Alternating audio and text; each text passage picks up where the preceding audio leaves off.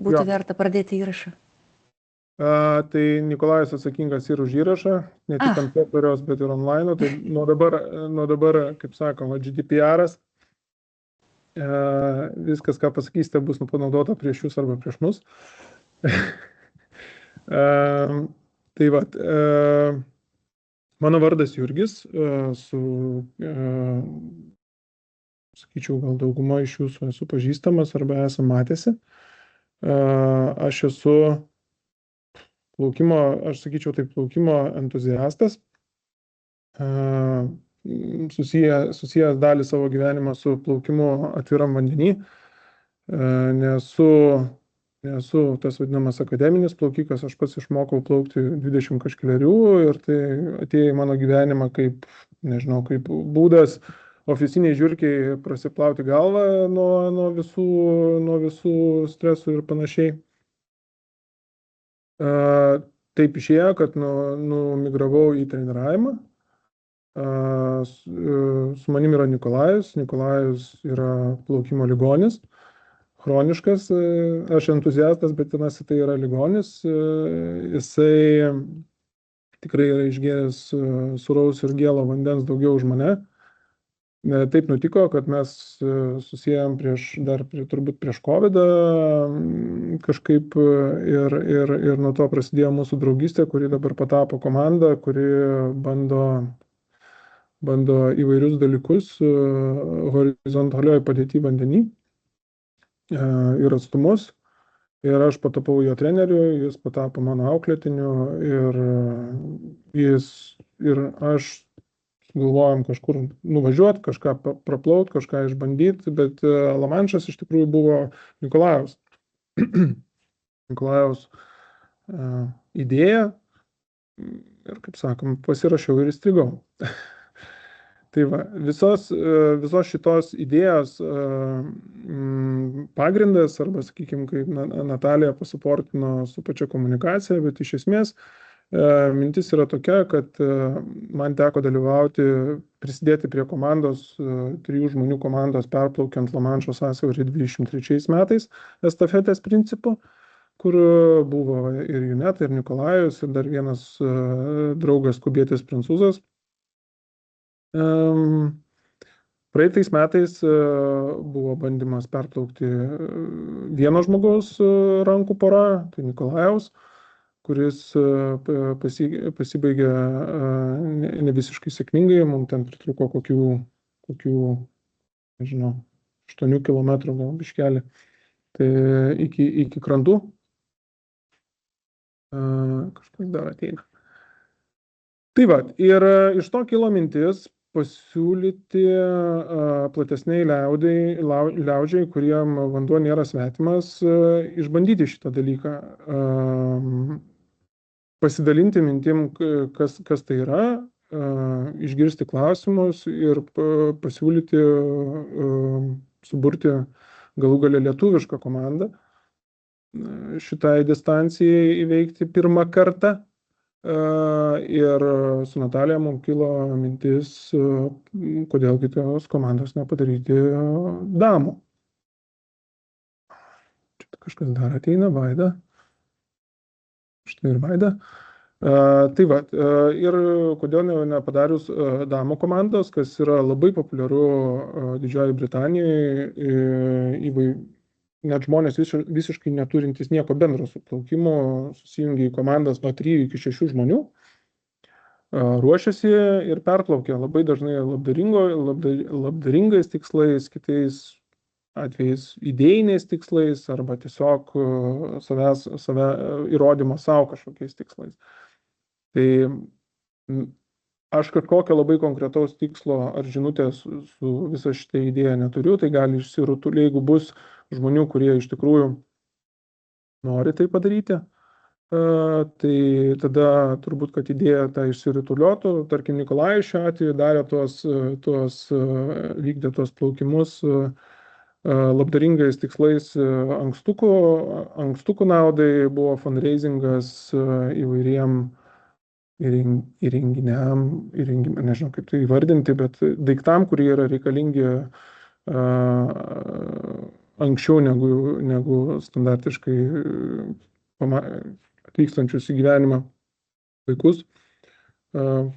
Palaikantis daiktai, kurie padeda tą visą ateimą palengvinti ar tėvam, ar medikam ir panašiai, ir užtikrinti sėkmingą vystymąsi. Abiem atvejais mes iš tikrųjų surinkom reikiamas sumas ir dabar ten Klaipėdos klinikose turim kažkokių, jeigu aš gerai prisimenu, ten ir po 20 000 ir daugiau kainuojančių Philipso aparatų, kurie yra būtini iškart po gimimo. Tai net jeigu mums ir nepavyko perikluoti savo rankomis per tą Lamanšą, tai bent dalį tikslo mes pasiekėme.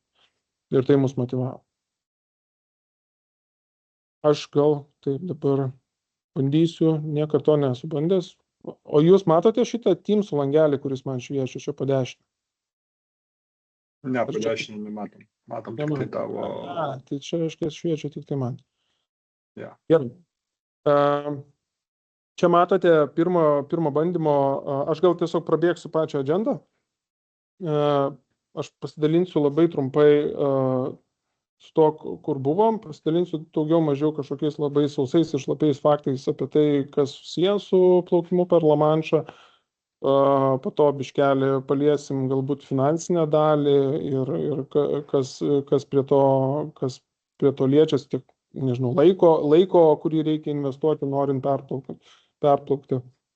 Ir po to šoksim prie klausimų, nes mes turim valandėlę, tai tiesiog visų laikas vakarais yra brangus, tai kad neužlaikyti. Tai čia šitam kadre, šituose kadruose jūs matote tos 23 metų estafetės kadrus. Teko ir man išsimaudyti ir būti antram išlipusiam į krantą, kad fotografuoti žmonės išlipančius. Taip, vidury yra Nikolajus, po dešinę ir čia yra Juneta ir vidury mūsų bendrapažįstamas toksai Nino, jis Kuboje gimęs amerikietis, kuris dabar reziduoja Prancūzijoje.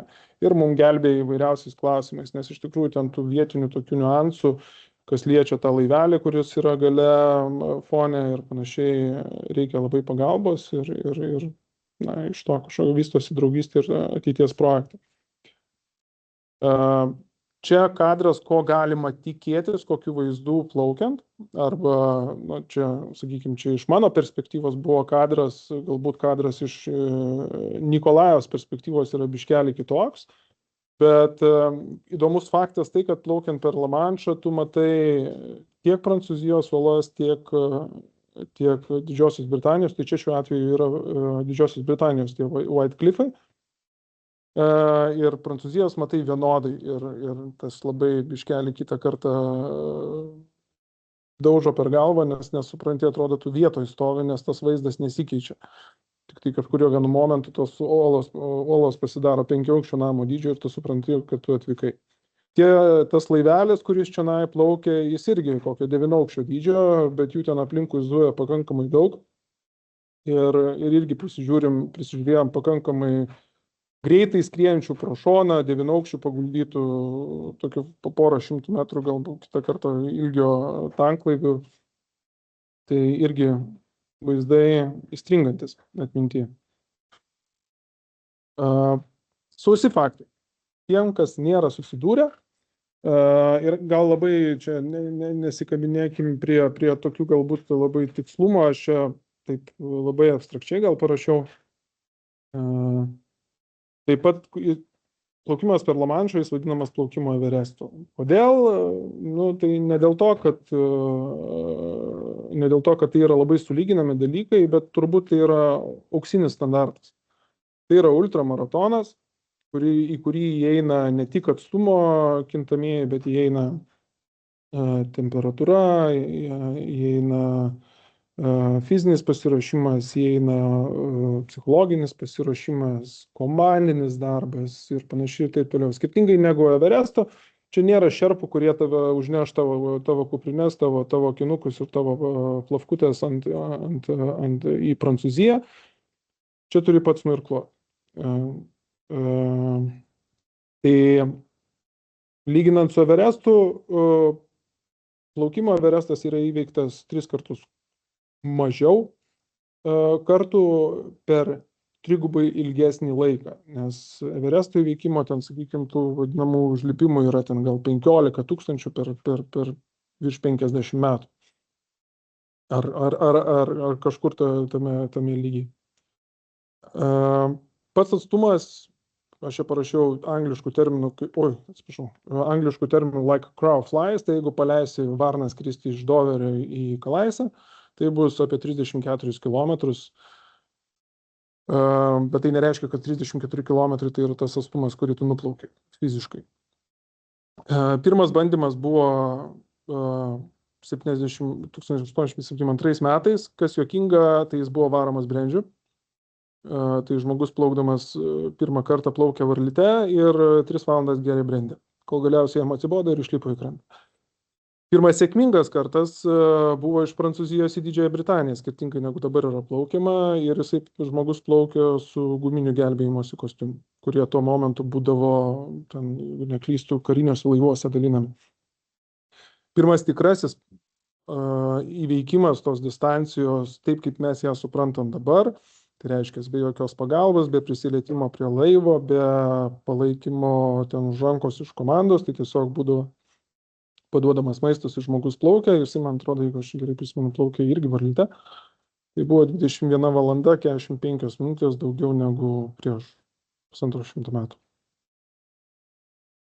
Greičiausias, lėčiausias, tiesiog įdomumo dėliai, greičiausias yra, jeigu aš gerai prisimenu, vokietis, ir tarp kitko jisai perplaukė greičiausiai su vienu iš mūsų bendradarbiaujančių pilotų. Tai yra laivo savininkų, per 6 valandas 5 minutės. Tais pačiais metais moteriškė, aš dabar galvoju, įvardinkite taip, dama, kažkas apie 30 plus amžiaus, plaukė 29 valandas. Tai reiškia, jinai turėjo, jeigu aš gerai prisimenu, 2 saulėlydžius ir 2 saulėtekius. Ir jinai, apart to, kad plaukė 29 valandas, jinai buvo žmogus su negale ir jinai išsilaipino, jeigu aš neklystu, Belgijoje, o ne Prancūzijoje. Tai labai yra pagirtina, aš atsimenu, pats stebėjau tą plaukimą, tai buvo, wow, ta prasme, aš galvojau, bralinu, čia tai ištvirmė. Jauniausias asmuo buvo 11 metų, tarp kitko po to plaukimo, kai čia buvo kelinti metai, 88, buvo įvestas cenzas, jeigu aš dabar gerai prisimenu, 16 metų yra cenzas, nuo kurio to amžiaus gali plaukti per Lamanšą, nes tais pačiais metais panašaus amžiaus mergina žuvo. Ir turbūt čia buvo prieš paskutinis kartas, kai žuvo kažkas vandenį. Vyriausias asmuo 73 metų vyriškis 11 metais įveikė šitą atstumą. Įdomumo dėliai dama buvo vyriausia 71 metų. Greičiausias ryliai arba ta vadinamoji estafetė buvo, dabar galvoju, 5 asmenų komanda per 8 valandas 22 minutės. Ir matot, kad labai dažnai atsikartoja metai. Tai reiškia, tais metais būna labai geros sąlygos arba, sakykime, ten temperatūra ar panašiai. Biški, mane užstrigo, šlapi faktai. Šiandien ryte netyčia, visiškai netyčia užmačiau postą Facebook'e. Kai mes žinom tą vadinamą atstumą tarp Doverio ir Calais, jis yra 34 km, bet kai mes matom plaukimo grafikus, kaip jie, sakykime, tas trajektorijos, kai nuplaukia, tai mes matom tokias M raidės, S raidės ir panašiai. Tai ir buvo labai nuoširdus žmogaus klausimas, kodėl jie tiesiog neplaukia tiesiai. Tas plaukimas tiesiai neįvyksta dėl pastoviai besikeičiančių srovių. Iš pradžių tave neša į dešinę, į Atlanto pusę, po to tave neša į kairę, į Šiaurės jūros pusę ir taip keičiasi kas 5-6 valandas, ar kartais kas ir dažniau. Tai tie 34 kilometrai, jie iš tikrųjų, aš biškai atsiprašysiu. Dabar ačiū. Tie 34 km išsiplečia dažniausiai į fizinius kokius 50 km, kartais 45, kartais dar daugiau. Bet iš esmės tu plauki tuos pačius 34 km, tik tai tave vis mėto į šoną. Ir tau tiesiog nieko laike, teoriškai jokios įtakos nedaro, nes tos srovės tave stumdo į šoną, bet tau tik tai pačiam finišo gale gali turėti priešingą kryptį, negu tu nori plaukti į krantą, būna kitą kartą tam tikrose lokacijose gali nunešinėti nuo kranto. Standartas, kas gali būti tikras plaukikas per Lamanšą, ar komandos principų, ar solo, yra akinukai. Plaukimo kepuraitė gali būti 2, tai ta standartinė silikoninė kepuraitė, jokių neopreninių. Ir standartinis plaukimo kostiumas arba kostiumėlis, kuris yra patvirtintas Finos. Kas gali plaukti? Plaukti gali bet kas. Ta prasme, tu gali neturėti kojos, rankos, arba turėti galvą, gali turėti ir įvairiausių ligų, bet svarbu, kad praeiti tam tikrą medicinę apžiūrą, kurio daktaras pagal tam tikrą tvarką patikrina, ar nėra faktorių, kurie turėtų įtaką. Ir tu turi padaryti vieną testą. 16 laipsnių vandenį, praplaukti 1,5 valandos, pabūti valandą krante ir tada praplaukti 1 valandą. Arba atvirkščiai, 1 valandą praplauki, 1 valandą pasidėjai krante, 1,5 valandos praplauki. Jeigu tu šitą gali padaryti ir tave treniruojantis asmuo arba tiesiog atsakingas treneris padeda, tiksliau taip, 2 žmonės stebintis tave padeda parašą, šito asociacijai užtenka, kad tau leisti plaukti. Kiek užtrunka tas, sakykime, plaukimas, tai patys matėtis labai yra individualus priklausomai nuo greičio, bet aš taip bendram supratimui taip labai grubiai primečiau, kad jeigu mes turim vidutinį plaukiką, kuris plaukia 2 minutės per 100 metrų ir daro apie 50 grybšnių per minutę, jisai padarys apie 35 000 grybšnių per Lamanšą, bet kintant laikui ir panašiai, gali siekti ir 60 000 grybšnių per. Klausimas, kas tą testą šiuo atveju tu priiminėtum tą testą, ar ne? Dažniausiai aš. Bet gali ir tave treniruojantis asmuo. Niekas netikrina. Bet čia yra labiau sąžinės klausimas su savimi. Nes jeigu tu negali iškęsti 1 valandos iki 16 laipsnių vandenį, tai tu tiesiog rizikuoji, apgaudamas save, apgauti visą komandą. Tai nesvarbu, ar tu vienas ten plauki ar panašiai. Vandens temperatūra. Jinai svyruoja tarp 15-18 laipsnių statistiškai, bet mes esam turėję metų, man atrodo, 21 metus, kai vanduo buvo ir 19,5 ir man atrodo, praeitais metais, Nikolajau, patikslink mane, buvo momentų, kai vanduo buvo pasiekęs 19, bet jisai labai gali greitai keistis. Šiuo atveju mūsų bandymo metu praeitais metais dėl vienos audros trukusios kelias dienas vandens temperatūra tiesiog per kelias paras nukrito 1,5 laipsnio.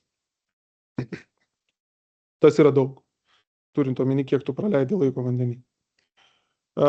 Kas yra svarbu iš šlapių faktų, tai yra plaukimas naktį, nes daugeliu atveju, jeigu mes turim omeny, kad, sakykime, rugsėjį švinta 5 ryto ir para trunka ten šviesus paros metas trunka iki 7, tai reiškia, yra 12 valandų. Tai jeigu tavo greitis maždaug pagal piloto paskaičiavimą leis tau įveikti per 14 valandų, tai reiškia 2 valandas tu turi plaukti naktį, prieš sušvintant. Labai dažnai yra išplaukiama 1-2 valandą ar 12 valandą nakties tam, kad pasiekti kuo didesnį atstumą su srovių pagalba ir kuo ramesnio vandens sąlygomis, nes naktį ir paryčiais jūra, arba skintančiu atveju vandenynas, yra ramiausi ir labiausiai prognozuojamas oras. Po to gali būti, ir mūsų praktikoje buvo visko, kad, pavyzdžiui, mūsų estafetės atveju, jeigu mes būtumėm 15 minučių pavėlavę atplaukti į tą vietą, kur mes buvom, mes būtumėm nefinišavę, nes tiesiog prasidėjo audra. Ir ten prasidėjo 2-3 metrų aukščio bangos, kur tu tiesiog fiziškai tokiam sąlygom negali plaukti ir būtų plaukimas nutrauktas. Lanolinas arba yra alternatyva vazelinas, yra irgi neatsiejamas elementas, nes jisai padeda druskingam vandenį nuo nutrinimų, kurie po to pakankamai nėra malonus ir pakankamai ilgai gyja. Hipotermija yra viena pagrindinių priežasčių, kodėl žmonėm nepavyksta ir statistiškai dažniausiai solo plaukikai, tie, kurie plaukia vieni, susiduria su hipotermija ties 6-7 valandą. Daugiausia pabaigtų nesėkmingų plaukimų yra maždaug ties 6-7 valandą dėl hipotermijos. Maitinimasis tai yra pasiruošimo neatidėliotina dalis, kada plaukimo metu tu išbandai viską, ką tu tuo momentu, kada tu plauksi, valgysi. Tai nestabilios sąlygos, linguoja vanduo, linguoja laivas, tu bandai valgyti bananą ir žiūri, kaip tu reaguoji. Ar bananas tai bus daiktas, su kuriuo tu eisi į laivą, ar ne. Šokoladas, košės, yra žmonių, kurie valgo vanilinius ledus visą kelią, yra žmonių, kurie visiškai nevalgo. Whatever works. Svarbu, kad tai būtų išbandyta. Sustojimas maitintis, estafetės atveju tai galbūt nėra labai ypatinga, nes tu lipi į krantą po valandos ar po 2, ne į krantą, atsiprašau, į laivą ir tenai maitiniesi, bet vis tiek, nes stabiliuose sąlygos tau reikia išsibandyti, kaip tavo organizmas reaguoja ir vestibuliarinis aparatas. Greitis nėra svarbiausia. Svarbiausia būti atviram su pilotu ir kai tavęs pilotas paklausė, o kiek tu nuplauki kilometrų per valandą, tau reikia tiesiai šviesiai ir pasakyti. Jeigu tai yra 1,8, sakyk 1,8. Jeigu 2,3, tai 2,3. Jeigu komandos vidurkis vienas plaukia minutę 30 per 100, kitas plaukia 2,30, tai reiškia, reikia duoti vidurkį, dėl to, kad pilotas pagal tai paskaičiuos starto laiką, išskaičiuodamas, kada atplauks, kad tilpti į geriausio oro langą ir užtikrinti, kad finišas bus sėkmingas. Psichologinis pasiruošimas. Net jeigu estafetės atveju tu plauki po 1 valandą ir po to perduoti estafetę kitam žmogui, plaukti, o pats eini ilsėtis, psichologinio pasiruošimo reikia, nes kaip praktika rodo, viso plaukimo metu, kuris šiuo atveju mūsų estafetės truko 13 valandų, tai plus dar buvo ten 3 valandas grįžti į krantą per audrą, tu esi pastoviai pasiruošimo stadijoje ir tas psichologiškai labai stipriai veikia tiek komandą, tiek pačius plaukikus, nežinomybė, o gal čia bus kokia medūza, o gal čia dar kažkas ir panašiai. Ir, sakykime, Juneta, mes su Juneta net lažinomės, aš netikėjau, kad jinai gali miegoti tokioj būsenai, bet jinai puikiausiai miegojo, tai čia kiekvienam labai skirtingai, aš, pavyzdžiui, negalėčiau miegoti tokioj būsenai. Ir labai svarbu yra komanda. Niekas neplaukia per Lamanšą vienas ar viena, perplaukia dažniausiai komanda. Ir kaip pilotai traktuoja tai, jeigu yra nesėkmė, tai yra nesėkmė pilotų arba komandos. Jeigu tai yra sėkmė plaukiko. Tai va. Pats laivas atrodo taip. Čia yra 2 laivai, dabar jau čia yra 3 kartų komanda, kurie plukdo žmonės per Lamanšą. Nikolajau pavadinimo aš dabar neprisimenu, tai gal nesvarbu. Bet jie iš esmės yra pritaikyti laivai, kurie gali labai lėta eiga plaukti šalia plaukiančio žmogaus. Standartiškai laivai, tie žvejybiniai, turistiniai ar panašiai, jie negali palaikyti tokio greičio kaip 2,5 km per valandą, 2 km per valandą ar 3. Jie yra specialiai perdaryti, jie specialiai yra įrengti, kad komandai būtų, kuri lydi plaukiką arba komandai, kurie keičiasi vienas su kitu, būtų komfortabilu ilsėtis, gauti karšto vandens, stebėti vienas kitą, filmuoti, nežinau, ir panašiai. Tai yra labai, labai specifiškai pritaikyti laivai. Jie visi yra registruoti tik Britanijoje, nėra ne vieno piloto, kuris būtų iš kitos šalies.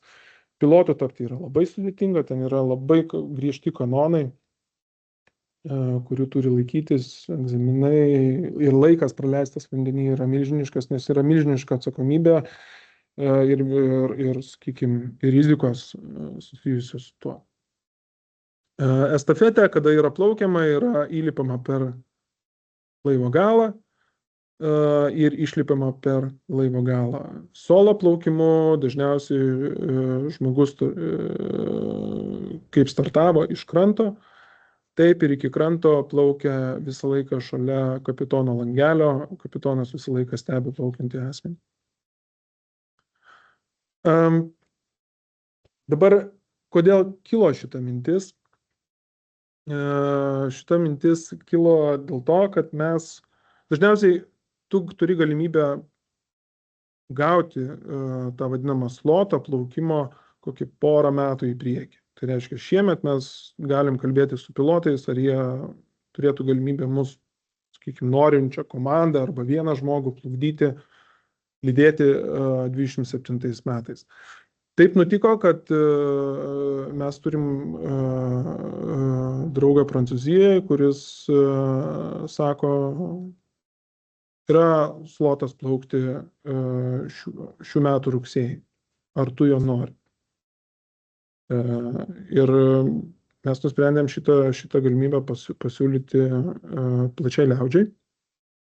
Slotas tai yra langas, savaitės langas, kurio metu tu arba tavo komanda gauna galimybę įveikti šitą atstumą priklausomai nuo oro sąlygų ir priklausomai kurioj eiliškumo vietoj tu esi.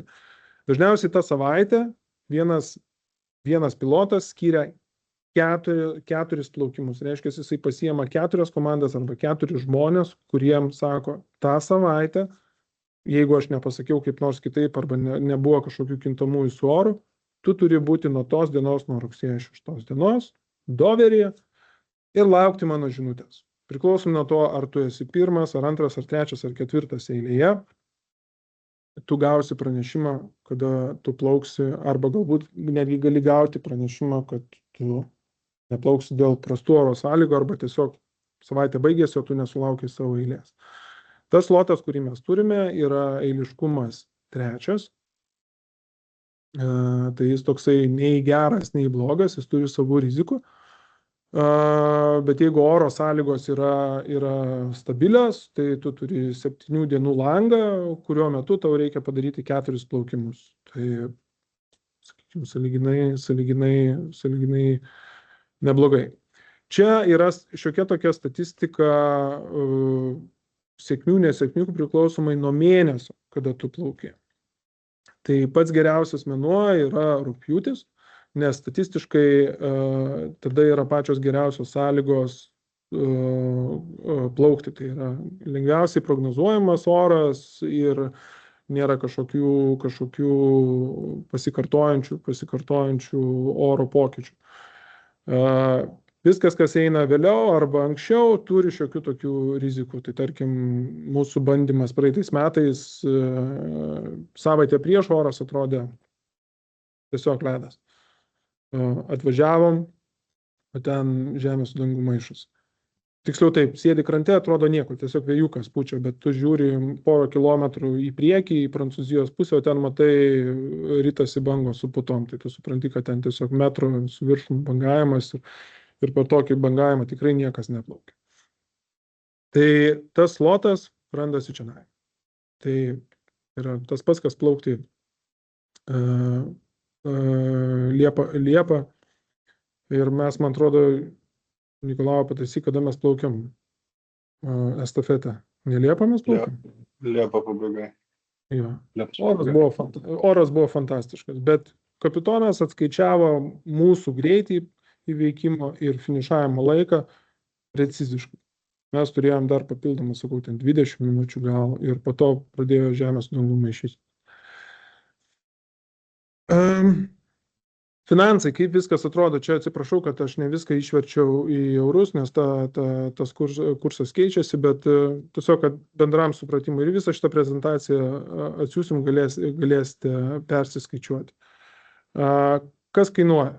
Kainuoja reikia būti membershipų nariu Channel Swimming and Pilot Federation. Tas kainuoja 30 eurų žmogui. Yra administracinis mokestis per komandą 200 svarų.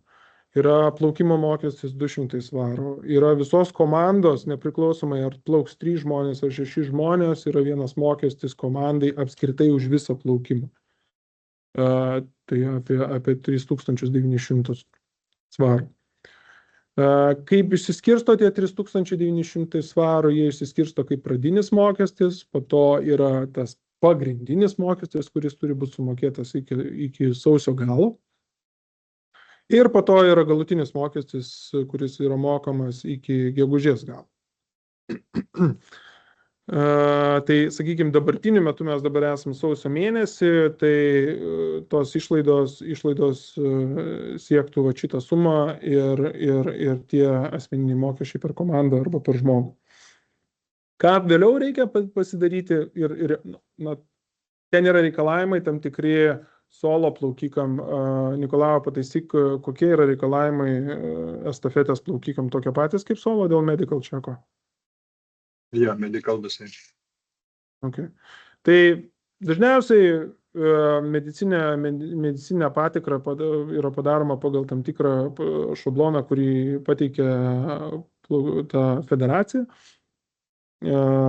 Turim vietoj jau žmonių, kurie tai darė ir jie supranta, ką daryti. Čia referuoju tokį specialistą Kęstutį Linkų, kuris gerai žino tiek Nikolajų, tiek Junetą ir žino, ką mes darom, tai supranta, į kuriuos niuansus reikia atsižvelgti ir žmogus pakankamai rimtai žiūri, o čia ne šiaip parašiukas.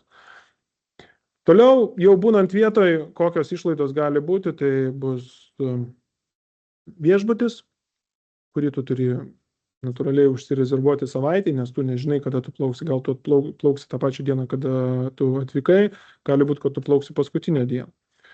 Maistas, tai praktika rodo apie 50 svarų dienai tu vis tiek išleidai. Vieniem ar kitiem dalykam, aišku, ten galėjai į parduotuvę, vietoj gamintis butą, nuomotis, bet, sakykime, mes to nedarėm, tai maždaug tokios išlaidos gavosi gyvenant viešbutį ir valgant bent vieną rimtą maistą restorane. Ir skrydžiai pirmyn atgal. Tai jeigu tu nusiperki tuos skrydžius pakankamai anksti, tai nėra brangu, žiūrint su kuo tu skrisi. Ir ten kažkoks traukinukas, jeigu aš gerai prisimenu, apie 30 svarų iki Doverio nuo daugumos Londono oro uostų. Treniravimasis, tai aš čia galbūt parodysiu tiesiog paprastą pavyzdį, ką Nikolajus dirbo. Nikolajus darė solo plaukimą. Bet čia tos metrus galite labai stipriai nežiūrėti, aš labiau adresuosiu į proporcijas. Labai daug aerobinio darbo. Labai daug aerobinio darbo, biški darbo ties anaerobinių slenksčių. Bet pagrinde, ko reikia mokėti laikyti stabilų technišką tempą. Tai reiškia, tavo technika neturi byrėti, tu turi tą tempą laikyti stabiliai, nes jeigu tu pradėsi plaukti minutę 30 per 100, o po to kapanosies 3:30, tai ir pačiam bus menkas malonumas ir panašiai. Labai mažai sprintinio darbo ir tas dažniausiai pasiteisina. Turi būti balansas atviro vandens ir baseino. Taip, mes gyvenam Lietuvoje, bet jau balandžio mėnesį pradedam čiupyti tą šaltą vandenį, kuris ten, nežinau, kad ir 2 minutės, 14 laipsnių vandenį pasimurgti 100 metrų nuplaukti. Tai yra, ką sakau, kad yra atidaromas atviro vandens sezonas kuo anksčiau, kiek tavo asmeninės ribos leidžia. Važiuojama į stovyklas. Tai gegužės mėnesis dažniausiai arba birželio pradžioje stengiamasi nuvažiuoti į Kalė ir ten apsistoti 3 dienom. Ir tuo momentu būna vandens temperatūra labai arti tos minimalios temperatūros 16 laipsnių. Ir tiesiog padirbėti tenai. 2 kartus per dieną pasimaudyt, tebūnie pradžioj galbūt ir nedrąsu, bet po to į galą ir valanda, ir pusantros išsiplauki, ir tą egzaminą savo susiplauki ir atsakai, jo, aš pasiruošęs. Dažniausiai tai darom komandose, idėjinių žmonių, kurie tuo užsiema.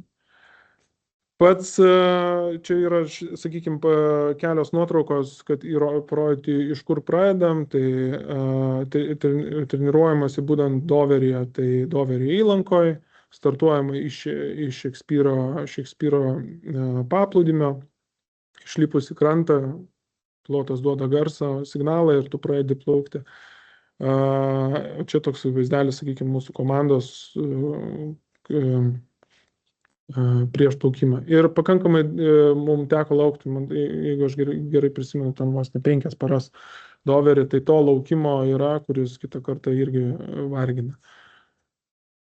Startas naktį turi savų niuansų, apranga, tai reikia būti apsirengus šiltai, nes naktį būna ten 11-12 laipsnių šilumos ir tikrai nėra karšta. Maistas, viską turėjo atsinešti su savim, nusipirkti vietą arba atsiskraidinti, tai daugelį dalykų mes šitų susipirkom vietą, tai čia yra maždaug tai, ką komanda ir Nikolajus turėjo suvartoti per savo ten 18 valandų plaukimą. O tikėtis nuostabaus ryto, kai pradedi naktį ir pradedi matyti švintančią saulę, tai rugsėjo mėnesį tai bus apie 5 ryto. Čia gal, sakykime, tas maitinimos niuansai, tai čia labiau solo plaukimui daug komunikacijos, tiesiog įdėjau, nepykit, bet daug buvo komunikacijos su Nikolajum, įvairios motivacijos ir panašiai, tai irgi reikalauja komandinio darbo, nes tas plaukikas, kuris plaukia, jis negirdi, nemato, tai tu su juo gali komunikuoti tik tai signalais ar kažko. Tai vat, ir motyvuoti žmogų, reikia daug motyvacijos ir palaikymo. Vėliau atsiųsiu tą prezentaciją, tai ir papildysiu, čia bus daug, šitą vat nuorodą labai rekomenduoju, galite pasiskaityti apie visus mitus ir nemitus, tai atsakysi daugumą klausimų, kuriuos gali turėti. Tiek trumpai. Ar turit kokių klausimų? Nes aš turėjau ir klausimus pasižymėjus, kuriuos jūs iš tikrųjų uždavėt. Jeigu norit, galim prabėgti juos arba galim pradėti nuo tų klausimų, kurie dabar kilo prezentacijos. Alio? Gyvų yra? Davai pradėk su savo klausimais, o mes pasijungsim.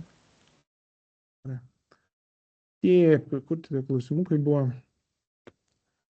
Čia tiesiog snapshotas iš Google Formsų. Kol kas neturiu, tai labai gerai. Gal dabar turės kas nors. Kiek kainavo ir kokiamis lėšomis buvo finansuota? Nežinau, kieno čia klausimas, bet iš esmės tai Nikolajaus plaukimas buvo finansuotas rėmėjų lėšomis, nemažai buvo palaikymo iš jo darbovietės. Kažkiek turbūt ir rėmėjai, kurie rėmė ten, sakykime, įrangą ir panašiai, bet dauguma plaukimų yra organizuojami savo lėšomis, plus paraleliai renkant lėšas kažkokiam labdaringam tikslui. Tai kaip čia šiuo atveju susiklostytų, aš nežinau. To švento tikslo irgi dar kol kas galvoj nėra, bet turbūt, kad iš to, jeigu susiburtų žmonių ten vos ne pasiūlymų atmetimo principų galima būtų sugalvoti. Bet pats finansavimas turėtų būti nuosavom lėšom, po to ieškant rėmėjų, kurie palaikytų tą idėją ir galbūt iš to kažkiek kompensacija. Kiek, Nikolajau, tavo... nesakysi. Tavrasme, kiek iš savų idėjų? Ne, kiek apskritai kainavo perplauti Lamanšą. Pabandymas. Solo apie 20 min total išėjo. Estafetė gal šiek. Jo. Estafetė gal šiek tiek pučiau, nes tam dalinasi kelių žmonių. Jo, čia noriu patikslinti vieną dalyką, kad Nikolajus, kada skaičiuoja, jisai skaičiuoja, kad jisai per 2 metus išleido tiek pinigų su visų pasiruošimo procesu. Tai reiškia, ir baseino abonentas, ir visos plaukikės, plavkės, kurias jisai suplaukė, ir visi akinukai, kurie lūžo, ir visi daktarai, kuriem išleido, ir visi masažuotojai, ir mankštos, ir panašiai. Komanda, kuri plaukė su juo, viską darė pro bono iš idėjos. Ir šitoje vietoje, ir dar kol kas neturim labai konkrečios agendos, tai yra labai idėjinis dalykas, tiesiog skatinti žmonių, kurie irgi dalykų žiūri iš idėjos. Įdomu viskas, kodėl žmonės tam ryštasi ir kaip ruošiasi. Kam ryštasi, tai čia, sakykime, aš pats plaukiau 25 km, nes aš norėjau perplaukti per marias, tada nuplaukti į Preilą, tada grįžti į tą vietą, kur aš atplaukiau iš žemyno ir grįžti atgal, nes ten manęs laukia šašlykai. Ir aš plaukiau dėl 4 dalykų. Buvo 4 kanelės. Biržų duonos 4 kanelės, kurias aš valgiau kas 5 km. O po to paskutinius 5 motivavo šašlyko kvapas. Ir buvo kovidas, nebuvo ką veikti. Pas Nikolajų galbūt kitos motivacijos, plus labdaringi tikslai. Dauguma žmonių tą daro dėl labdaros. Ką aš susitariu, tai yra labdara arba įrodymas kažko savo. Turbūt, nežinau, daugiau net nesugalvoju. Čia kokios Junetos paklaust. Juneta, kodėl tu plauksi per Lamanšą? Aliu. Kodėl plauksiu per Lamanšą? Tai dėl to, kad svajonė. Aš svajoju nuo 14 metų, kadangi plaukiau ir per patį Bosforą ir vis tiek norisi kažkokio iššūkio, tai Lamanšas, manau, būtų puikiai viršūnėlė viso to. Prie viso to dar yra, kaip ir Jurgis minėjo, labai padeda tas, kad prisijungi prie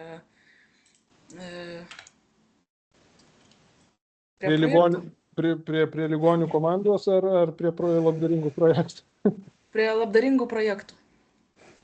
Tai va, svajonės. Daugelio atveju žmonės veda svajonės, tik tai tos svajonės arba savo, arba svetimas, arba kombinacija abiejų.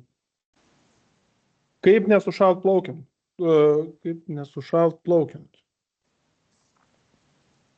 Nesustot plaukt. Nesustot plaukt, čia vienas dalykas, ir pasiruošimas, aklimatizacija. Tai ką minėjau. Tas pats su ruoniais nueiti į eketę, pasimaudyti 1 kartą per savaitę. Jau tu į šaltesnį, dar nesušilusi iki 17-18 laipsnių temperatūros vandenį pavasarį lysi žymiai drąsiau. Užsukti karštą dušą. Pavyzdžiui, čia aš užsukau prieš 3 metus karštą dušą, tai va čia kažkada aną savaitę sirgdamas palindau po karšto, nes tiesiog kitaip nebuvo galimybės. O šiaip užsisukti karštą vandenį namie ir tiesiog maudytis po šaltų dušų. Taupysit.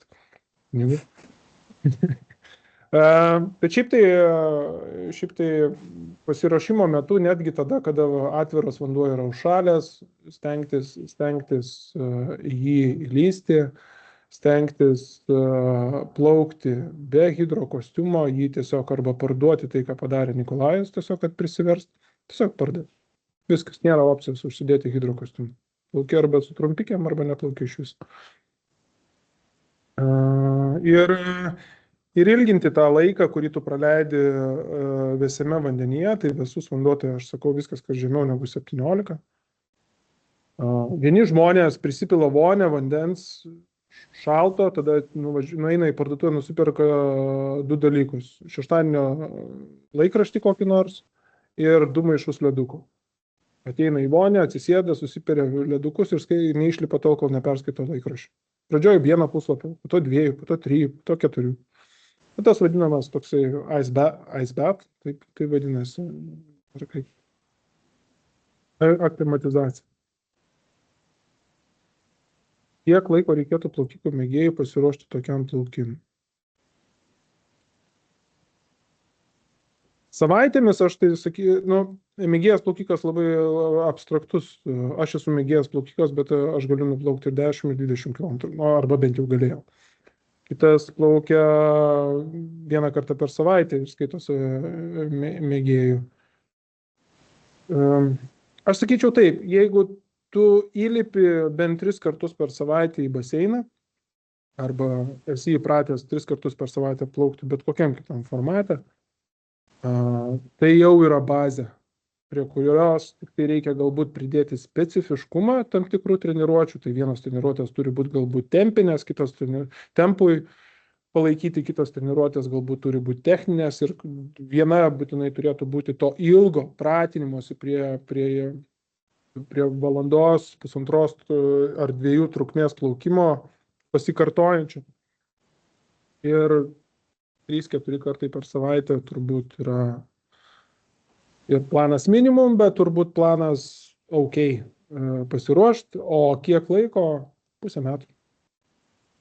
Tokio sistemingo darbo kartu su aklimatizacija. Tai dabar mes turim laiko žymiai daugiau negu reikia. Lamanšui plaukti, pasiruošti solo formatu, turbūt protingas laikas yra 2 metai. Kas labai dažnas terminas ir ruošiantis tokiem Ironmanam, ultramaratonam ir panašiai. Kitos jau sporto šakose. O čia, tarkim, dėl pasiruošimo yra kokių nors klausimų? Iki 27 metų spėsim pasiruošti. Čia Agne tu? Nu taip. Tai iki 27 metų su tuo lygiu, kiek tu plauki per savaitę, tai tu gali bandyti ruoštis 2 kartus plaukti per Lamanšą. Klausimas, kokiu tempu tu progresuosi? Iki 27 metų liuosi. Aš tai realiai žiūriu, aš tai sutikčiau 27 metais bandyti su komanda, tai visai anksčiau tai galbūt ne, nes turbūt vis tiek norėtųsi, kad pasiruošimas būtų tvirtesnis ir stipresnis, bet 27 metams aš tai su mielu noru, jeigu kas pasirašytų, tai aš tik už. Tai va todėl ir įdomu, ta prasme, ar tas pasirašymas būtų, ta prasme, jau, jeigu būtų kas, tai jau nuo kitos vasaros. Pasiruošimas turbūt būtų toksai, kelis kartus nuvažiuoti į tą pačią Prancūziją ir paplaukėti tenai. Tiesiog treniruočių stovyklo formatu pasipratinti prie pačios specifikos, nes pats vanduo ten yra specifinis, srovės, sūrumas, kurio mes neturim Baltijos jūroje. Temperatūra sūriam vandenį yra visiškai kitaip jaučiasi. Bangavimas, pasisupti toj skalbimo mašinoje, kuri kartais tenai nutinka nekomfortabiliai, kad tiesiog žinotum, ką tai reiškia. Galima ir primiktinai būtų rekomenduotina, jeigu, sakykime, susirinktų komandą dar šiemet nuvažiuoti, pasiimti laivą prancūzišką, nuplaukti 10 km ar ten 15 km nuo kranto ir tiesiog nuplaukti tiesiąją, tarsi tu finišuoji į Prancūziją ir išlipti ten, kur tam pačiam Cap Grine, iškišulyje ar kažkur prie Kalaisų, tiesiog, kad visas tas, sakykime, ta antra dalis būtų pažįstama, tiek vanduo, tiek vaizdas, kurį tu ten matai į priekį, tiek tai, kad įprasta būtų matyti laivą šalia, kas labai dažnai nutinka, kad gali būti svetima, jeigu tu visą laiką ruošėsi baseinė ir tau dabar čia reikia šalia laivo plaukti ir tu to laivo liesti negali jokių būdų. Stebėtojas gali nutraukti plaukimą, jeigu jis pamatys, kad tu atsiremsi laivą. Aš jau nekalbu apie fizinį kontaktą su žmogum. Tai šie metai gali išnaudoti šitiem dalykam, o kitus metus jau pasiruošimą. O Lietuvoje analogija tai turbūt Kauno marios. Baltijos jūra. Ar, ta prasme, analogijos nėra čia, kad kokį savaitgalį tiesiog... Kuršių nerija yra labai gera mokykla. Kuršmarės yra labai gera mokykla. Kodėl? Jūra taip suri, viskas yra ok. Tai pas mus jūra, jinai tokia, kaip pasakyti, jinai tokia labai prognozuojama. Vos ne kaip, tos bangos tokios. O kadangi šitam Lamanše, ten aplinkui zuja laivai, ir jų ten tiesiog eina, kaip 2 greitkeliai eina. Ten yra banga bangoj, kaip sakoma, ir tu tada daužo iš visų pusių ir nėra ritmiškumo tokio, nėra vieną kartą ten paėmė, praplaukė tiesiog prancūzų pakrantės apsaugos laivas ir jis į mūsų pusę atnešė 4 metrų aukščio bangas. Ir Nikolajus jų net negalėjo matyti, mes jam net negalėjom perspėti, kad jos ateina. Ir tiesiog vienu metu tave paėma, išmeta 4 metrus į viršų, tada tu, tiesiog tokie kaip kalnelį. Tai vestibuliariniam aparatui išbandymas didelis, tai turbūt mano artimiausia, ką aš esu matęs, tai Lietuvoje yra Kuršių marios. Yra saugus variantas, nėra gilu ir ramiai savo ten pabandai pasidaužyti tose bangose, sudalyvauji Kuršių marių maratone, ar 5 km, ar 10 km, ar 1,5 km plaukime, arba tiesiog nuvažiuoji savaitę su šeima paatostogauti prie Kuršių marių, arba Kuršių nerijos pusėje, arba žemyno pusėje, tiesiog ten paplaukti. Temperatūros prasme sunkiau, nes pas mus labai greitai šyla vanduo. Ežerų ir upių ir panašiai. Tai turbūt jūra, ir netgi jūra ne priekrantėse, o jūra giliau, nes ten vandens temperatūra turbūt, kad nepasiekia 15 laipsnių net ir vasarą. Ir vienas iš tokių dalykų, ką aš ruošiuosi išbandyti, tai yra plaukimas upėje. Nes upės įšyla vėliau. Upėje, jeigu nori, kad tave nenuneštų, tu turi laikyti tam tikrą greitį. Tai sakykime, jeigu ten upė neša 3 km per valandą greičiu, tai tu turi maždaug laikyti 2 minučių per 100 metrų peisą tam, kad išlikti toj pačioj vietoj, kur tu įlipai, arba ten, kur tavo tašė guli ant kranto. Ir upės netaip greitai šyla. Būna 17 laipsnių, kai ežerai ten būna jau ten 21 laipsnis, tu dar gali ten 17 laipsnių upių surasti, kur tiesiog paplaukti prie srovę, pastoviant ir pakankinant.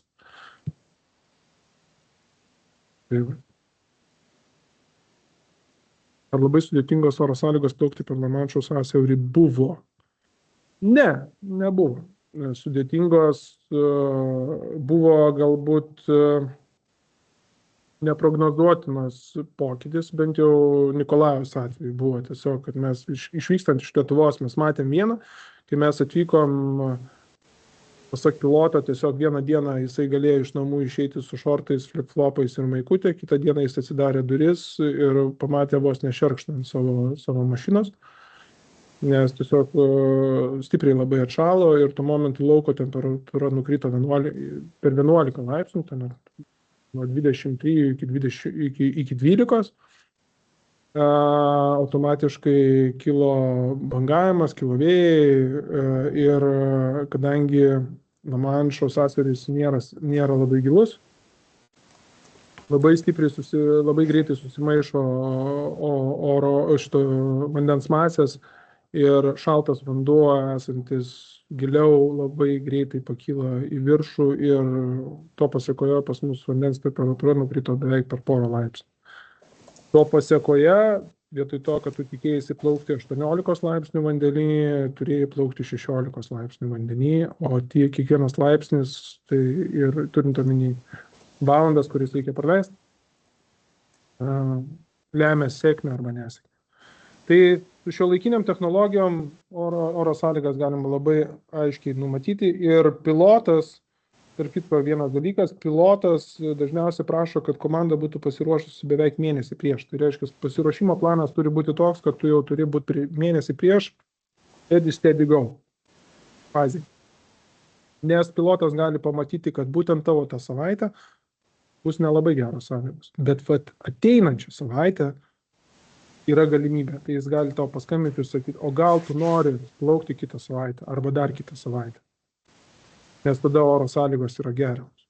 Tai ta rizika yra šiek tiek kontroliuojama dėl to, kad pilotai irgi nori kuo daugiau sėkmingų perplaukimų. Jeigu kažkas atsisako, jie visada pasiūlys kitam. Kokia vidutinė distancija klius kiekvienai plaukikiai? Aš gal distancijomis nematuočiau, nes ten Lamanče, turint omeny, kad tu vienu metu gali stovėti vietoj prieš srovę, kitu metu lėkti, nežinau, 7-8 km/h greičiu pasroviui, ar dar greičiau. Aš sakyčiau valandomis. Tai jeigu yra 3 plaukikai, tai dabar Nikolajau primink man, jūs kiekvienas darėte po 4 užėjimus, ne? 4 pilni, 5 pradėjo, 1 finišavo. Jo. Tai jeigu yra 3 plaukikai ir plaukimas truko beveik 13 valandų, tai kiekvienas paplaukė po 4 valandas, su 2 valandų poilsių tarpe. Ir tai buvo greičiai skirtingi. Juneta plaukė maždaug minutės 30, minutės 40, čia, sakykime, jos toksai trumpų distancijų, galbūt laikas. Nikolajus plaukė 2 su viršum, Nino plaukė kažkas palei minutę 50, aš tame lygmenį. Tai vidurkis buvo jų kažkas apie 2 minutės. Tai yra vidutinis average greitis ir kiekvienas gavo paplaukti po 4 valandas, bendroji sumoje sudėjus nuplaukė turbūt, mano metrika nuplaukė po maratoną, po 10 km, tai jeigu tu įlystum į ežerą ir plauktum 4 valandas nesustojam, tai tu nuplauktum virš 10 km.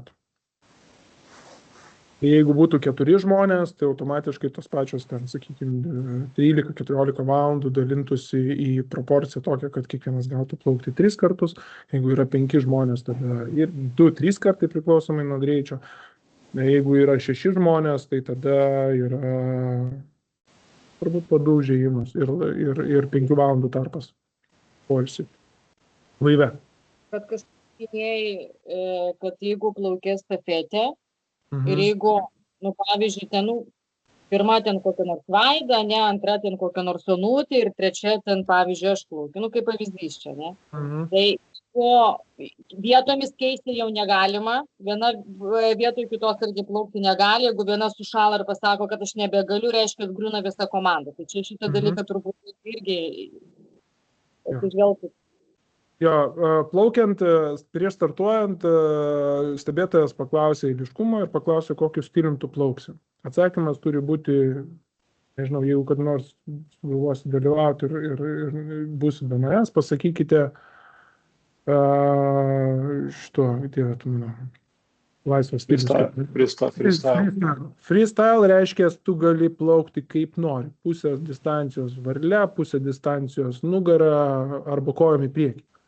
Čia tavo reikalas. Jeigu tu pasakysi front crawl ir kažkurio metu, ar, sakykim, kraulis arba nugara ir kažkurio metu tu sugalvosi pakeisti stilių, stebėtojas tai traktuos kaip čytinimą, sukčiavimą. Sakykim, taip, gali neužskaityti plaukimą. Eiliškumą pasakai ir tas eiliškumas turi būti laikomasis kaip gipsas, tavęs paklausė, kiek valandų tu keisies. Dabar, jeigu gerai prisimenu, ten yra nuo valandos iki 2 galimybė plaukti, tai reiškia, arba keitiesi kas 1,5 valandos, arba keitiesi kas valandą, arba keitiesi kas 2, arba ten keitiesi kas valandą ir 10 minučių. Čia yra tavo susitarimo reikalas, bet tą pasakėjai ir viskas, ir kitaip nebus, reiškia, įlipai ir tu turi plaukti valandą. Yra ne mažiau negu valandą vienu priėjimu. Tai dėl to tas vadinamas testas ir yra valanda praplaukiai 16 laipsnių vandenį, iki 16 laipsnių vandenį, valandą pasidėjai krante, įlipai ir vėl nuplaukiai 1,5 valandos. Taip, kad tu savo galėtum pasakyti, taip, aš tą galiu padaryti. Nes tai 6 žmonių komandoje tai yra minimumas, ką tau gali tekti padaryti.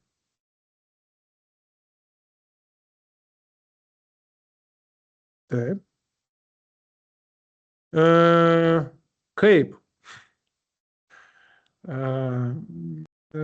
Darimo būdu. Čia turbūt, kad kaip pasiruošti. tiesiog turėti planą, turėti komandą, turėti tikslą. Tas labdaringumas šito projekto atveju jis labai veda, nes, pavyzdžiui, kada Nikolajus plaukė ir jam buvo tokių sunkesnių momentų, tai vienas iš būdų, ką mes darydom, čia tikrinom online, kiek yra sukaupta pinigų ankstukam ir rašydavom jam sumą. Va, surinkom jau ten 3000, jau 3,5, jau ten tiek ir tiek. Nu, tai nes tada tu prisimeni, kad kodėl tu tą darai. Nes daugelio atveju pasiruošimo procese žmonės pamiršta, kodėl tu darai. Tai papildomai motyvuoja, komanda irgi yra svarbu, nes viens kitam paspardo į šikną, atsiprašau už savo prancūzų kalbą. Ir labai svarbu yra šeimos ir artimųjų palaikymas, nes retas supranta, ką plaukimą apskritai. Tai prasme, kaip aš turiu vieną pažįstamą tokį dviratininką, jisai sako, įdomi mes liaudis, ateinam, pasisveikinam krante, tada įlipam, valandą pučiam burbulus, išlipam ir atsisveikinam. Tai prasme, kur fun?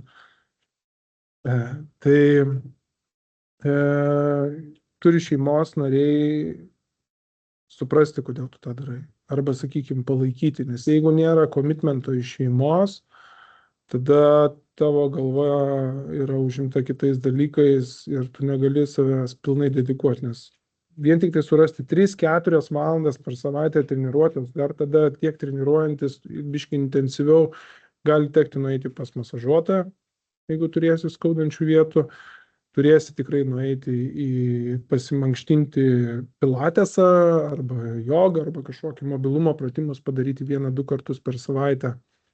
Žiūrėjau, bendroje sumoje susideda, kad turi dedikuoti ten 8 valandas per savaitę šitam dalykui. Ir tai tą tu turi daryti nuo pradžių iki galo. Tai ir per atostogas, ir per šventes, ir panašiai. Jeigu tu nori nenuvilti komandos ar panašiai. Reikia labai šeimos palaikymo ir supratimo. Bet lygiai taip pat reikia nepamiršti po visko atiduoti duoklę šeimai. Nes kitą kartą, jeigu vėl sugalvosi kažkam panašaus daryti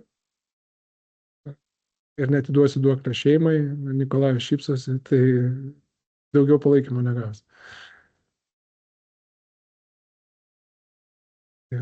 Kokios baimės kyla plaukiant?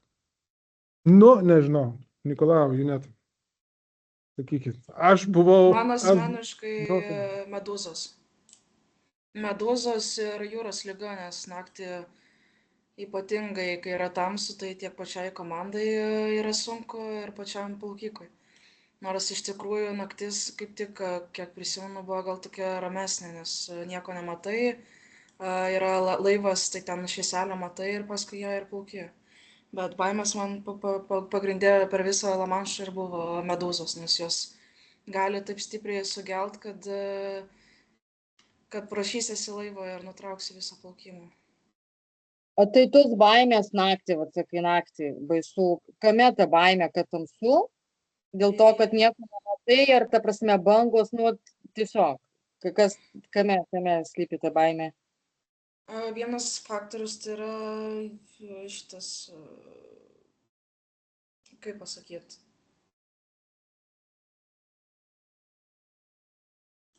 tiesiog, kad neįprasta plaukti naktį. Yra dar tos pačios bangos. Aš gal pridursiu. Ir nejaukumą gal tas faktorius. Pas mus, mes kiek bandėm daryti naktinių treniruočių Lietuvoje, pas mus negausi, nesurasi vietos be šviesos taršos.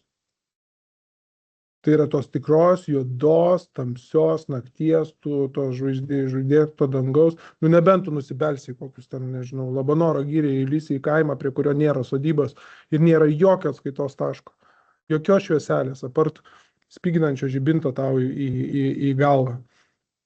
Tai čia... Tu nori pasakyti, ant tiek tamsu, kai naktį plauki Lamanšą? Yra visiškai aklina tamsa, jeigu tu esi vandenį. Yra visiškai aklina tamsa. Vienintelis orientyras tau yra horizonto, tai yra tau laivo lempa. Arba tu ją matai iš po vandens, arba tu ją matai virš vandens. Aš taip suvokiu. Aš pats nebuvau, toje situacijoje, kur buvo Ineta ir Nikolajus, bet aš esu plaukęs naktį su jais treniruojantis ir aš sunkiai kitaip paaiškinu. Tiesiog O taip, orientyrų nebuvimas plus šaltas vanduo, vėsus vanduo. o tai plaukikas vis tiek su lemputė turbūt, nes jeigu laivas pamesta plaukiką. Plaukikas turi dvi lemputės, viena lemputė yra ant kepuraitės, kita lemputė yra ant juosmens, arba, sakykime, ten prie užpakalio, tam, kad viena mirksi, kita šviečia, tai pagal tai pilotas suvokia tavo judėjimų kryptį, jeigu, sakykime, pasimestų ir panašiai. Ir tos lemputės ten yra specialios, nebijo vandens, nieko nebijo, ten, jeigu nuskęsta, po to dar 2 metus šviečia. Tai yra tam tikra metodika ir su tom pačiom lemputėm, tiek Nikolajus, tiek Ineta Lietuvoje plaukė tam, kad tai būtų įprasta ir žmonėms stebintiem, man stebinčiam ant kranto būtų įprasta, kad aš suprasčiau, į kurią pusę plaukiu.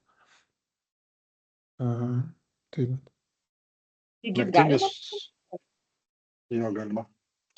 Naktinis plaukimas tai čia toks gamtos baimės, nes iš tikrųjų mes kai estafetę, aš pirmą kartą, kai pas anglus startavau naktiniam plaukime ir tai buvo 3 bujai, kurie šviečia ir toj Duvro įlankoj, tu įlipi ir tu nematai nei dugno, nei šalia plaukiančio, nei laivo, ta prasme, viskas, kas yra vandens lygyje, tai yra visai netgi atsistojus ant kojų, tu matai kur kas daugiau negu vandens lygyje.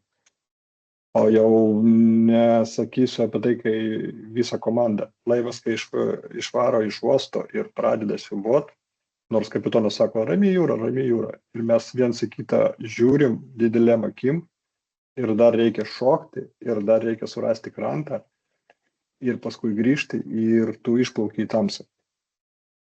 Bet... Ta prasme, tu nematai, nemasimatų net kranto, kai šokiai iš valties.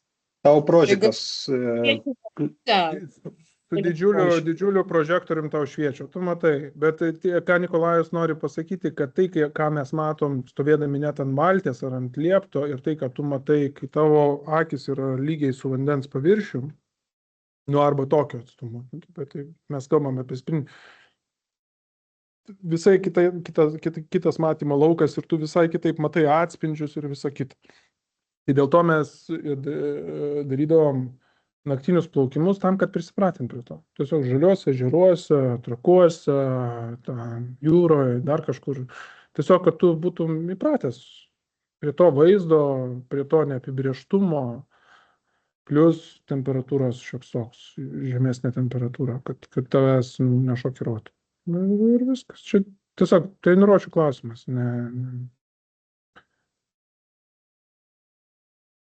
Jo, startuojant solo jau tai man buvo kiek eilinis kartas, naktinis startas, tai jau buvo fan. Jau žinojau, ką daryti, žinojau, kaip plaukti, kur žiūrėti tą prožiką, kur žiūrėti tą valtį, nes valtyje viską išjungiama, visos šviesos, liekama tam, man atrodo, 3 lemputės. Ir komanda turėjo prožikas ant galvos, raudonus, ne baltus, kad neakintų. Ir viskas. Tai per visą dangų tu matai tik kelias lemputės. Daugiau nieko. Nikolajau, klausimas tau. Ar bandysi dar kartą plaukti per Lamanšo solo? Kaip Arvido, ar išeisi dar aikštelę, ja. Šiemet atsisakiau. Plaukimo, ar dar yra noras pabandyti ir vis dėlto užbaigti tą plaukimą, ar tiesiog yra kaip yra ir bus nauji plaukimai? Kaip pats jautiesi, kaip tavo noras aplamai yra po viso šito plaukimo? Noras niekur nedingo. Tikrai jis yra ir tai turbūt neišdeginsi iš manęs šito noro. Tai tiesiog šiemet turbūt Lamanšo ne, bet, kaip sakoma, sekėt naujienos, galbūt kitų iššūkių šiemet organizuosim, o daugiau tai ir Lamanšas yra, ir North Channelis yra, ir tas pats Gibraltaras mano yra, kurį aš tada pradėjau su hidrokostiumu, bet iš tikrųjų, aš perplaukęs Jo, mes pirmi lietuviai perplaukė Gibraltarą, bet tada su hidrokostiumu. Tai dabar Gibraltaro plaukimas būtų man kaip eilinė ilga treniruotė. Jau reikia užsidėti plavkas ir perplaukti Gibraltarą. Bet ten irgi organizavimas ir administravimas yra pakankamai triki dalykai. Tai va čia buvo klausimas dar, ar naudojate plaukimo kojinės kepurę. Tai vat, Gibraltarą tu nesiskaitai perplaukęs, jeigu tu perplaukiai užsidėjęs hidrokostiumą, tai per Lamanšą plaukiant ar estafetės principų, ar solo, tu negali turėti nieko papildomo, kas tau sukelia tą vadinamą buoyancy arba tą plūdumą, arba temperatūrinę apsaugą. Bet pasiruošimo metu, kada tu plaukiai, sakykime, nežinau, tarkim, aš atviro vandens sezoną atidarau dažniausiai balandį, kur vandenukas dar būna ten 12-13 laipsnių. Gelia tas vanduo. Gelia, jisai gelia veidą, jisai gelia rankas, jisai gelia kojas. Turi kojinės, dėkis. Ta prasme, tai leis tau praleisti vandenį ne 15 minučių, o pusę valandos saugiai. Ir komfortas bus, ir efektas bus geresnis. Po to jau kai priprasi, tu visada gali nusiimti tą neopreną. Ir dažniausiai ties 15 laipsnių žmonės jau nusiėm. Tiek kojinės, tiek pirštinės, tiek tas neopreninės kepurės. Ir jo, mes kai buvom Kalaise stovyklose ir 23 ir 24, gidreko neturėjau, vanduo buvo ties 11 laipsnių, tai Jurgio gidreko dėjau ir jį plaukiau. Nes kitaip tai ten nepabūsi ilgai.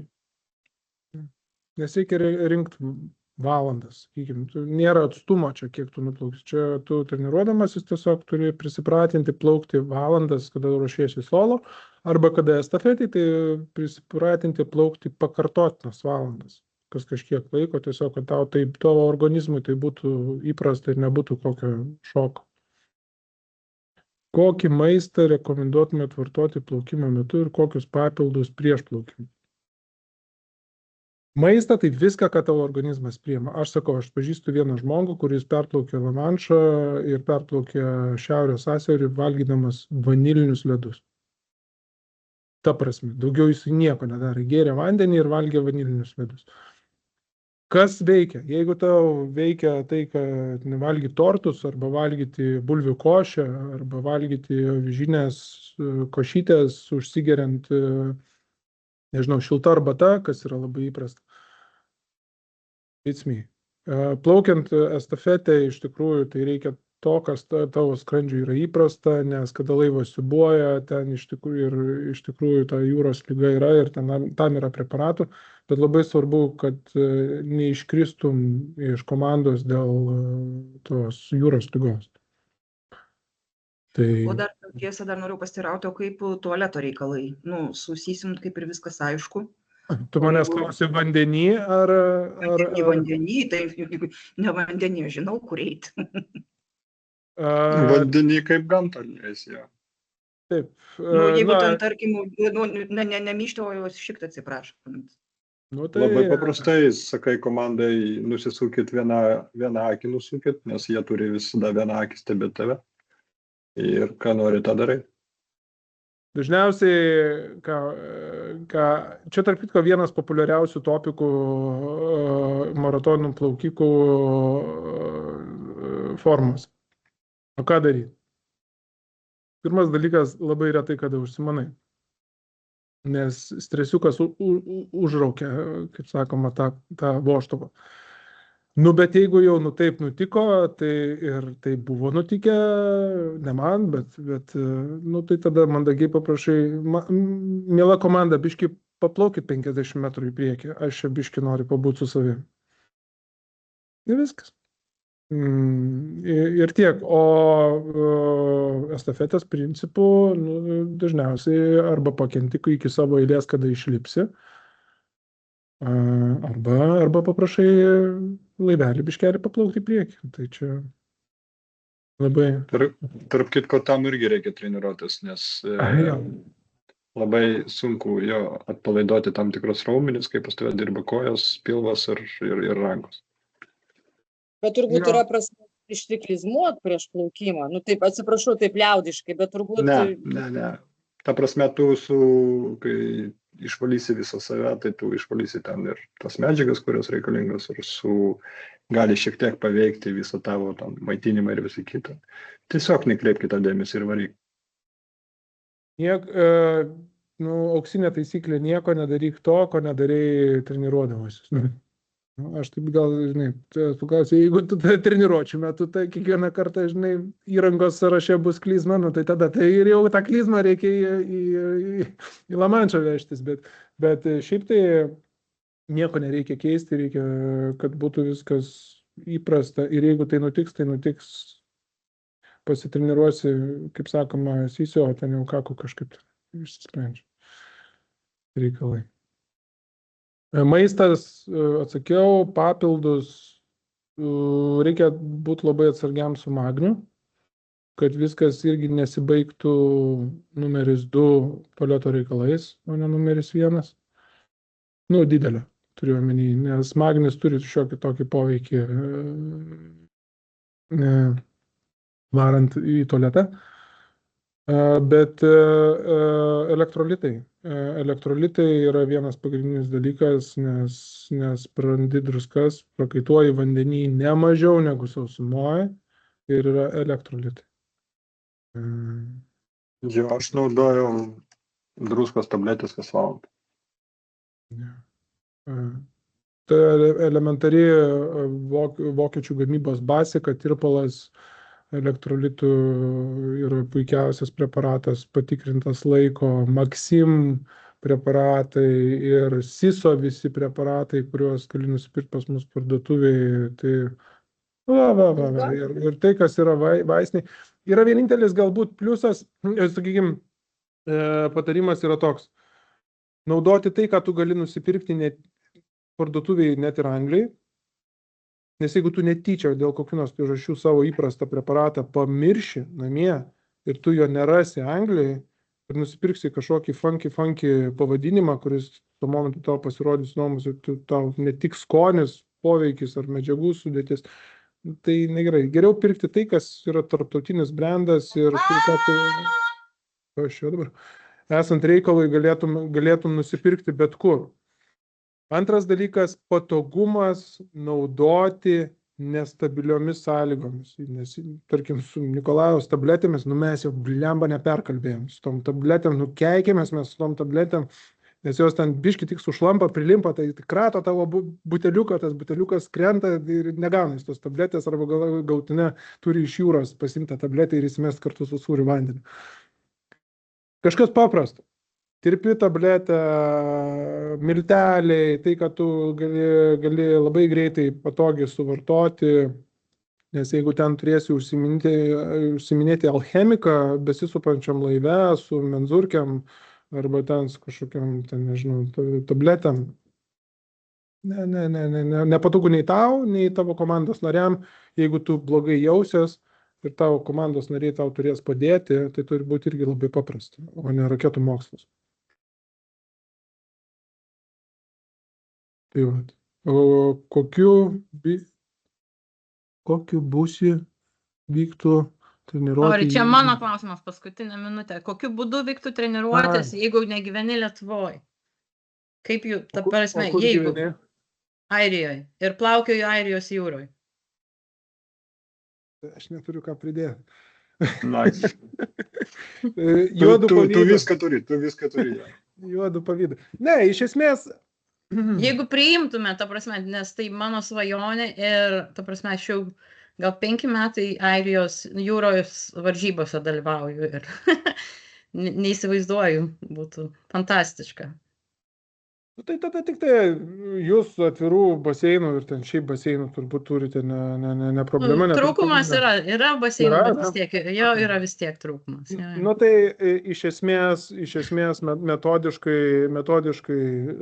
didinti, priklausomai ką nori daryti, ar nori daryti solo, ar nori daryti su komanda estafetę. Tai būtent komanda. Jo, tai tada pagal tą pačią schemą dirbti tą patį kiekį per savaitę treniruočių, galbūt individualizuoti atstumus, individualizuoti greičius, individualizuoti, sakykime, specifiką, aš nežinau, pati sako, kad jūroje plaukia, tai ten turbūt, kad daugiau mažiau visa specifika yra žinoma, galbūt tik tai krūvius pasižiūrėti, kokie yra, temperatūras pasižiūrėti, kad kuo anksčiau pradėti praleisti tą laiką tam atviram vandenį. Ir viskas. Mes iš tikrųjų nieko panašaus nesam darę. Bent jau į stovyklą nuvažiuoti su komanda. Tai nuvažiuoju. Tai aš ir turėjau mintį. Jo, nuvažiuoju į stovyklą į Kalaisą, padirbi tenai, o po to visa kita yra darbas online, tiesiog periodiškai susiskambinant, pasižiūrint, kur mes esam, planus tos pačius. Aš rašau ir tikrai ne popieriaus formatė atiduodavau Nikolajui ir Inetai, o tiesiog siųsdavau Messengerio Teamsuose ar panašiai ir tiek. Šiaip stovyklos yra vienas pagrindinių dalykų, kur nes reikia atidirbti tą tokį, trinti žmogišką, nes kai tau reikia 11 valandų praleisti 4 kvadratų plote ar 5 kvadratų plote besisupančiam, tai vis tiek esam žmonės ir reikia apsitrinti. Tai va. Ir atvykti į Lietuvą kars nuo karto paplaukti. Tai vyks, aš Lietuvoje 10 km plaukiau ežere. Arba komanda, kaip sako, Unairijų. Jūs atvažiuokit pabandyti čia paplaukti. Čia turbūt, kad vienas geresnių variantų. Tai stovyklą, Lina, organizuokit. Junetai reikės tą 6 valandų plaukimą daryti. Tai dar galvojam, kur. Bandykit Airijoje, nežinau. Čia irgi, jau. Gal dar klausimų kokių nors yra? Biškiai užtrukom ilgiau negu planavom, 15 minučių, bet manau, kad susidorojom gerai. O tai jūs darysit kažkokią atranką, jeigu jūs darysite tą plaukimą, kažkokią atranką, kaip jūs atrinkinėsit, koks planas yra? Labai konkretaus plano neturim. Šitas skambutis yra padarytas tam, kad surinkti žmonės, kurie yra susidomėję tuo. Ir dabar, sakykime, dabartinė mano pasakymas yra call to action, arba, sakykime, tie, kas norite, tikrai norite plaukti šiais metais tam duotam slote, mes jį turime paimti vos ne šią savaitę. Turim pasakyti, kad mes tikrai plauksim. Nes priešingų atveju jis bus perleistas kitiems žmonėms ir artimiausia galimybė bus 27 metais. Tai dėl to, jeigu turite rimtų svarstymų ir turit kažkokių abejonių, arba labai norit ir nepasitikit, su manim, su Natalija susisiekit, pasikalbėkit su Nikolajum, pasikalbėkit su Ineta, kontaktai atviri, kalbamės, nes mes irgi pradėjom nuo to, kad kažkada atėjom 18 metrų baseiną ir tiesiog bandėm perplaukti jį ir išgyventi tos 18 metrų į 30 sekundžių. Tai, tiesiog... Tai čia šiemet būtų komandos plaukimas, jeigu susidarytų komanda, taip? Jeigu nesusidarytų komanda, bet atsirastų solininkas, tai irgi yra galimybė, bet, nežinau, aš kol kas labiau man patinka ta vizija komandos, nes tada daugiau žmonių galėtų paragauti to plaukimo. Ir yra rekomendacija, jeigu tu nori plaukti solo, numeris 1 dalykas, ką tu turi padaryti, perplaukti su komanda. Aišku, labai gerai, jeigu tai būna 3-4 žmonių komanda, tada gauni daugiau valandų, nes specifika yra identiška. Ta, ką sakė Nikolajus. Jisai atėjęs plaukti solo, jis viską žinojo. Kaip atrodys laivas, kaip supsis jisai, kur, kaip ten sako, numeris 1, numeris 2 į tualetą, kaip arbatą gerti, kaip kaip laivas atrodys naktį, kaip laivas atrodys dieną, kaip atrodys Prancūzijos krantas ir ko nesitikėti, ko tikėtis. Tai aš dėl to galbūt orientuojuosi. Ir graži mintis, ta prasme, būtų pirma lietuviška estafetė lietuvių plaukikių. Kaip čia viskas sugults, nežinau. Tai vat. Dar